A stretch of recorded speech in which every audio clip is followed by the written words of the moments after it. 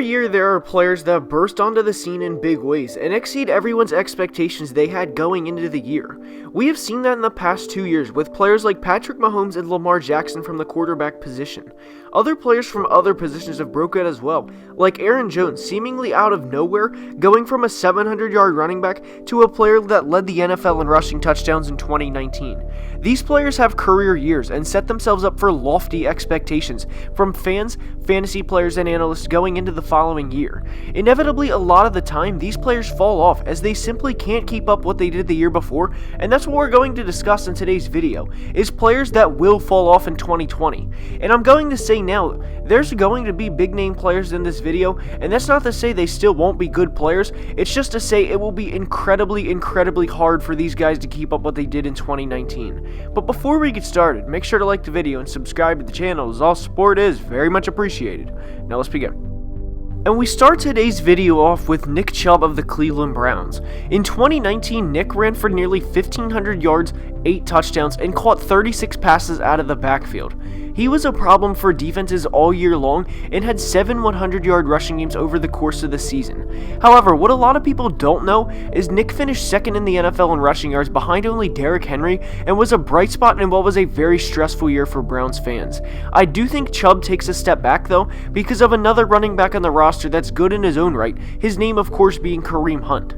In games 1 through 8 last season, Chubb ran for over 800 yards and had 6 of his 8 touchdowns, while Kareem was serving his 8-game suspension. In games 9 through 16, Chubb averaged half a yard less per carry and had less carries in the final 8 games with Hunt on the roster than he did in the first 8. On top of it, he had 25 of his 36 catches and had just 17 targets in the final 8 games compared to 32 targets in the first 8 games. With players on the offense like Jarvis Landry, Odell Beckham, Austin Hooper, and Kareem Hunt, there's just no way Nick Chubb can finish second in the NFL in rushing again, and for that reason I am predicting a drop-off in 2020. Next, and this may be a surprise to some people, but Lamar Jackson. Lamar went from in 2018 to a player that people thought couldn't throw a pass and was a running back stuck at quarterback. Lamar of course had fun with that narrative going into press conferences saying not bad for a running back and everything of that nature, but the reality is he shouldn't be expected to continuously improve upon years, especially like the one he had last year. He had 3 games with 5 passing touchdowns, 2 games with a perfect passer rating, and as a quarterback had 5 100-yard rushing games. As good as Lamar is, he shouldn't be expected to do those things every year, and I think a drop-off is coming for him in 2020. Teams had no idea how to prepare for him last year because of how fast he is, and that always has to be accounted for, but he simply won't be as efficient as he was last year, as he put up historic numbers in that aspect. 9% of his throws in 2019 were touchdowns, and for comparison, that was a higher percentage than Patrick Mahomes in 2018. Mahomes, as we know, won the MVP and got injured the next year, and obviously we do not want that to happen to Lamar, but I do think a natural regression is coming, as a player, even as one as talented as Lamar is, shouldn't be expected to have over 4,300 yards and 43 touchdowns every year. It's just not a reality. He very well still could be a Pro Bowl quarterback, but 2019 could have been the peak of Lamar Jackson, and what a peak it was. Next is Keenan Allen, who quietly had a very good 2019. He finished the year 4th in receptions and 6th in receiving yards in the NFL, and I think it's safe to say he won't replicate that type of success this year. He did that with the constant of having Phillip Rivers as his quarterback, and with the change, I think we will also see Keenan's numbers take a dip.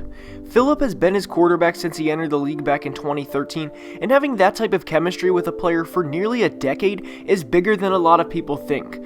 Combine that with the shorter offseason to get up to speed, and NFL playing speed for that matter, and I think the result is Keenan having around 70 to 80 catches versus 104 in 2019. His quarterback play, if it's Justin Herbert, and I expect it to be at some point, will significantly drop off, as Herbert as a rookie won't be what Phillip Rivers was in 2019, and especially from a chemistry standpoint with Keenan. Tyrod and Keenan could be a good duo, don't get me wrong, but I think Keenan will be one of a few players across the league that take a dip in production this year because of the lack of time to get familiar with a new quarterback. And yes, I fully understand players are working out now, but without corners to go against in practice, in my opinion at least, makes a huge difference. These guys are professionals, and simply playing catch with one another, it shouldn't at least take them long to look good for a video to go viral. But back to the point at hand, and I think it's safe to say Keenan Allen regresses in 2020. Next is Eagles tight end Zach Ertz, and this is for a couple of reasons. Before I dive into why though, it has nothing to do with his talent or ability, as we have seen Ertz accumulate over 200 catches and over 2,000 yards combined in the past 2 years. The previous 3 he totaled 224 catches for 2,400 yards, and it's safe to say Ertz has proven himself as one of the best tight ends in the game over the past half decade. A big reason I think he falls off this year is the emergence of a tight end behind him named Dallas Goedert. Goedert is a budding Pro Bowl tight end in his own rights and had over 58 catches for over 600 yards in 2019, and there's no doubt the Eagles would love to get younger at the position and not to mention cheaper. As if the emergence of Goedert isn't enough, the Eagles also have Miles Sanders, who had over 1,300 total yards in his rookie season and looks to be a Pro Bowl caliber running back. Miles will inevitably take touches away from both Ertz and Goedert, and as if those players aren't enough, the Eagles just spent a first-round pick on wide receiver Jalen Reagor. Reagor will be a very targeted wide receiver early on, as the team will want to see what type of future they have with him. We can't expect a tight end to have the Ertz 2018 110 catch 1,300 yard numbers every season, don't get me wrong, but for a player as talented as Ertz is, we should get 70 to 80 catches this year, which would be a decline from 2019. He still is a very talented player, but is getting up there in age, and the Eagles will understandably want to start to look elsewhere to feed the football. Next is Darren Waller, who had a career year in 2019. Waller had just 18 catches in his career prior to a 90-catch, 1,100-yard burst onto the scene year last season. He had 5 100-yard games and was a pleasant surprise for everyone, but I think 2019 was the peak of Waller for a couple of reasons. I don't think Darren was a one-year wonder like we've seen with other players before, but I don't think he will ever be in the position to put as good as numbers as he did last year either. He will turn 28 at the start of the season, so his time in the NFL, at least peak-wise, is coming to a close seemingly as quickly as it opened up. For reasons other than his age, Waller will regress due to teams now paying more attention to him than they previously did, and because of young players on the Raiders roster like Henry Ruggs and Josh Jacobs. The receivers on the Raiders roster in 2019 were Hunter Renfrow, Tyrell Williams, and Zay Jones, and those players don't exactly scare NFL defenses. Inevitably, Waller received 117 targets due to that, but with Josh Jacobs, hopefully, playing all 16 games this year, he simply won't receive as many targets. The only way Waller does is if the Raiders are down big and he acquires garbage time fantasy points and Derek Carr starts force-feeding him the football, and he accumulates his numbers in that manner. The addition of first-round pick Henry Ruggs and the progression of Josh Jacobs will prevent Waller from receiving 117 targets in 2020, and because of that, inevitably, his numbers will go down. Next is John Brown, who had career highs in catches and yards in 2019 and was Buffalo's #1 wide receiver. He had 72 catches for 1,060 yards, which compared very favorably to Browns receivers Odell Beckham's numbers. However, he will 100% fall off in 2020, and it's really not hard to figure out why. The Bills traded nearly half of a draft to acquire wide receiver Stephon Diggs, and no offense to John Brown, but they didn't give all of that draft capital up to have Stephon play behind him and play in his shadows. In addition to this, the Bills will have Devin Singletary coming into his own and will receive more carries this year than last. He had 151 attempts last year, and as beneficial as he is to the team, he takes targets away from John Brown, inevitably causing his numbers to decline. They also drafted a running back in the 3rd round in Zach Moss, and have a quarterback in Josh Allen who runs the ball a good amount in himself, as he accumulated 109 carries last season. With the combination of adding Diggs and 3 players in Devin Singletary, Zach Moss, and Josh Allen, all likely to have over 100 carries, I don't see any way John Brown has a 1,000-yard year in 2020.